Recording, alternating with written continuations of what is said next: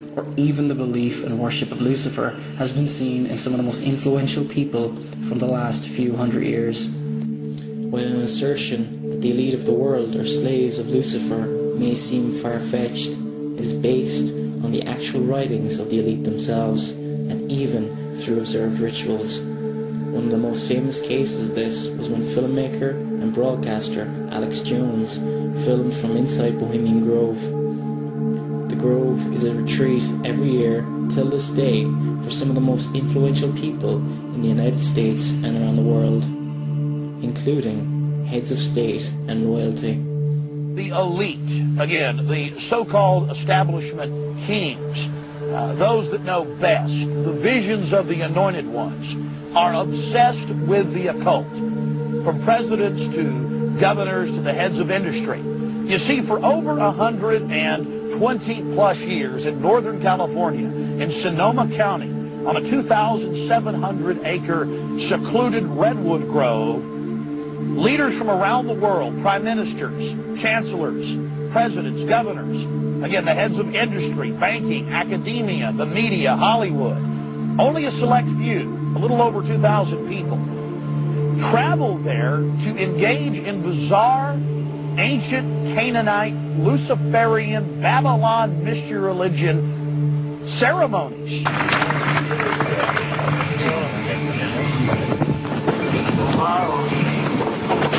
Prince of all mortal wisdom, owl of Bohemia, we beseech thee, grant us thy counsel.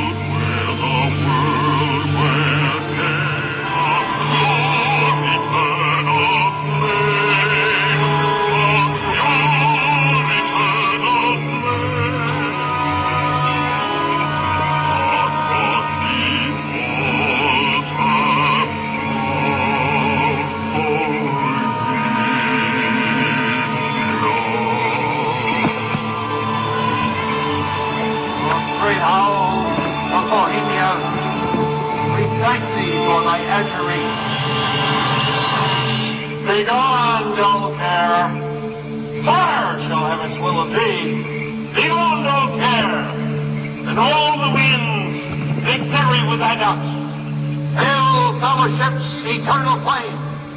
Once again, midsummer sets us free.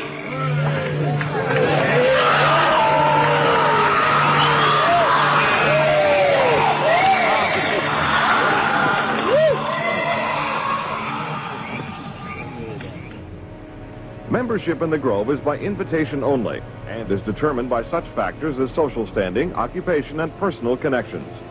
Privacy is one of the Grove's most cherished virtues. Members may not photograph, record, speak, or write about activities at the retreat. While many public officials are Grove members, the press is a distinctly unwelcome guest.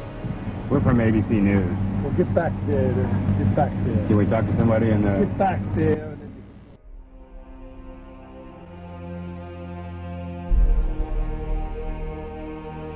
To test this assertion, we will now look at many prominent and leading members of various factions of what many refer to as the New World Order. Albert Pike was a 33rd degree Mason, who was also known as the Plato of Freemasonry.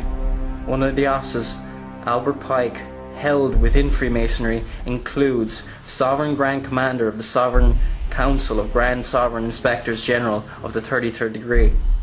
He was also believed to be the highest Mason in the United States in his day by many researchers. Probably the most honored Mason in American history.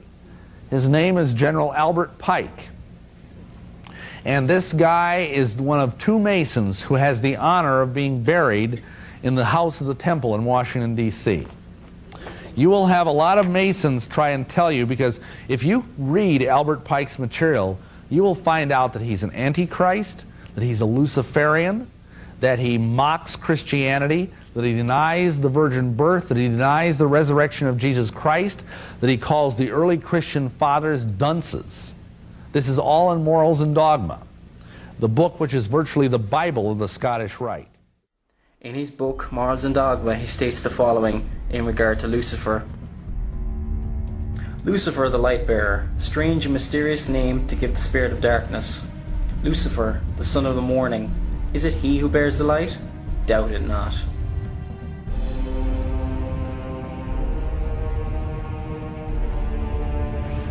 He later asserts the following in relation to Satan.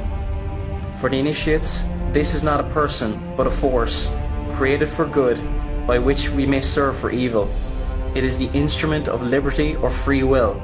They represent this force which presides over the physical generation under the mythologic and horned form of the god Pan.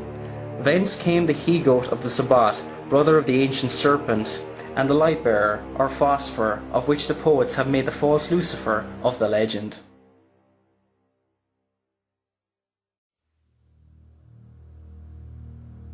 Who this Lucifer was, the Lucifer of Freemasonry and the mystery religions, was revealed later by Pike in the following statement in the same volume. The Masonic religion should be, by all of us initiates of the high degree, maintained in the purity of the Luciferian doctrine. If Lucifer were not God, would Adonai, whose deeds prove his cruelty perfectly, hatred of man, barbarism, and repulsion of science, with Adonai and his priests culminate him? Yes, Lucifer is God, and unfortunately, Adonai is also God. For the eternal law is that there is no light without shade, no beauty without ugliness, no white without black, for the absolute can only exist as two gods, darkness being necessary for light, to serve as its foil, as the pedestal is necessary to the state. Thus, the doctrine of Satanism is a heresy, and the true and pure philosophical religion is the belief in Lucifer, the equal of Adonai. But Lucifer, God of light, God of good, is struggling for humanity against Adonai, the God of darkness and evil. Manly P. Hall is considered by most of the esoteric wisdom teachers and even people who have come out of that as being probably the leading occult philosopher throughout the 20th century. Masonic author and occult philosopher Manly P. Hall stated the following in his work, The Lost Keys of Freemasonry. When the Mason learns that the key to the warrior on the block is the proper application of the dynamo of living power, he has learned the mystery of his craft. The seething energies of Lucifer are in his hands, and before he may step onward and upward, he must prove his ability to properly apply his energy. The ambitions of Lucifer have been recorded in Scripture thousands of years ago in the book of Isaiah. For thou hast said in thine heart, I will ascend into heaven, I will exalt my throne above the stars of God, I will sit also upon the mount of the congregation in the sides of the north, I will ascend above the heights of the clouds, I will be like the Most High. So, in that one ambition, I will be like the Most High, Lucifer did away with monotheism, one true God. He introduced polytheism. There will be many gods. Well, I'll be one of them. In fact, he's going to be the supreme one. The Luciferian doctrine is not only confined to the Masonic Lodge. In fact, prominent Catholic theologians taught that man can become God. The Catechism of the Catholic Church quotes Catholic saints Athanasius and Thomas Aquinas as saying the following, For the Son of God became man, so that we might become God, the only begotten Son of God, wanting to make us sharers in his divinity, assumed our nature, so that he made man might make men gods. The ultimate goal of the adversary of mankind, Lucifer, is to be like the Most High, to become God. This doctrine has been seen in some Christian televangelists such as Kenneth Copeland and Benny Hinn. Kenneth Copeland has been reported as saying, Man was created in the God class. We are in a class of gods. God himself spawned us from his innermost being. Christian researcher and author Dave Hunt commented in his book Occult Invasion that Satanist leader Michael Aquino stated with conviction on the Oprah Winfrey Show, We are not servants of some God, we are our own gods. In at least partial agreement, Kenneth Copeland and Paul Crouch, like Shirley MacLaine, insist on TBN that they are indeed gods. You are a little god, declare Copeland and Benny Hinn on TBN. I am a little god, exalts Paul Crouch on international television, and condemns to hell the heresy hunters who say this teaching isn't biblical. I am God. I am. Look, if I'm God, what does that make you? Well, we always see in others what we see in ourselves. I am God.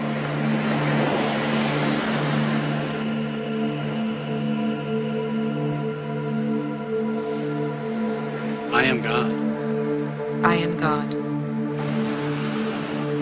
I am God. I am God. I am God. I am God. I am God. I am God. Don't be deceived, you know. He appears, we're told that in Scripture, in 2 Corinthians 11, I believe, that he is an angel of light. So it's no wonder that his ministers masquerade as ministers of righteousness. This rebellion against God was even seen among the writings of Karl Marx. Even among the most unlikely sources, the influence of the adversary of mankind is felt. Believed to be an atheist, as present-day Marxists tend to be, but his writings suggest otherwise. This is highlighted in the book Marx and Satan by Reverend Richard Wurmbrand. Marx wrote in one of his early poems, "Then I will be able to walk triumphantly, like a god, through the ruins of their kingdom. Every word of mine is fire in action. My beast is equal to that of the Creator." In another poem, called The Player, later downplayed by Marxists, he stated the following: "The hellish vapors rise and fill the brain, till I go mad and my heart is utterly changed. See this sword? The Prince of Darkness sold it to me. For me he beats the time and gives the signs. Ever more boldly I play the dance of death." Then in his poem The Pale Maiden, "Thus heaven I forfeited. I know it full well, my soul once true to God is chosen for hell."